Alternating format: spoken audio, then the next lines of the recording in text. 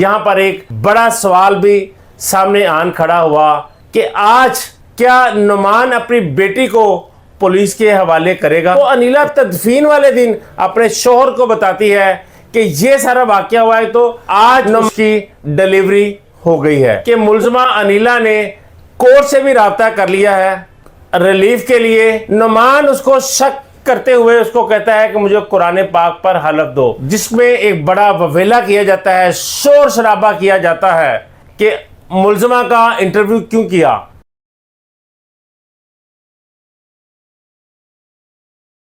Viewers, video पर आने से पहले हमारे चैनल को सब्सक्राइब कर दें, लाइक कर दें और बेल आइकन के बटन को दबाना मत भूलिएगा। बिस्मिल्लाहिर्रहमानिर्रहीम, अस्सलाम वालेकुम। मैं हूं आपका मोहम्मद दिलशाद, आप देख रहे हैं एमबी न्यूज़ टीवी। नाज़रीन, आज आपके साथ मैं एक ब्रेकिंग न्यूज शेयर करने जा रहा हूं जिसका आपको शिद्दत से इंतजार भी था। थाना इस्लामपुरा केस की जो मुलजमा है अनिला, जिसको डिलीवरी की वजह से रिलीफ दिया गया, आज उसकी डिलीवरी हो गई है।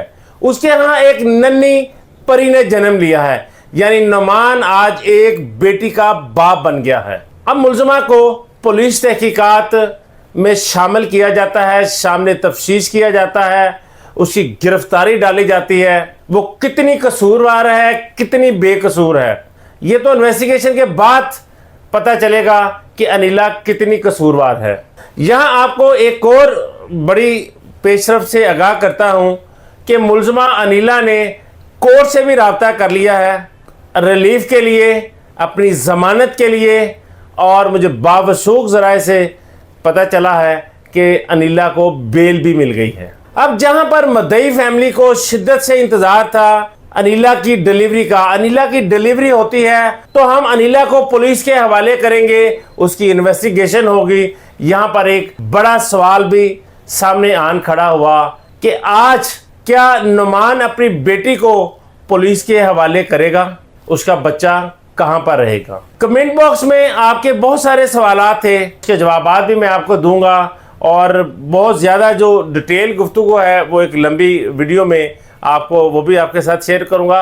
आपका कहना था कि अनिला ने अपने शोहर को क्यों नहीं बताया, तो अनिला तदफीन वाले दिन अपने शोहर को बताती है कि ये सारा वाकया हुआ है, तो नुमान उसको शक करते हुए उसको कहता है कि मुझे कुरान पाक पर हलफ दो। अनिला कुरान पाक पर हलफ भी देती है।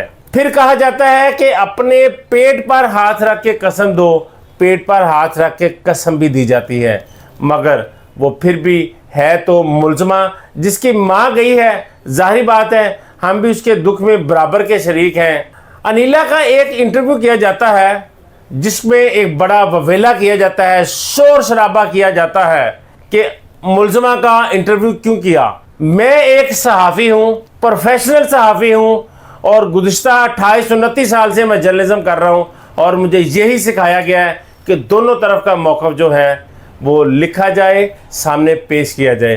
तो मैंने अपनी सहाफ़ती ज़िम्मेदारियों को देखते हुए मैंने मुलजमा का भी इंटरव्यू किया, जो उसकी बातें थी, जो हक़ाइक़ थे, वो भी आपके सामने रखे। बहुत सारे लोगों ने इस पर शोर भी किया कि मुलजमा का इंटरव्यू क्यों किया, ये गैर कानूनी है। तो मैं बताता चलूं, ये गैर कानूनी तब है जब मुलजमा या कोई भी मुलजम पुलिस कस्टडी में है, हाई कोर्ट की जो जजमेंट है उसकी तौहीन है, लेकिन अनिला पुलिस कस्टडी में नहीं है।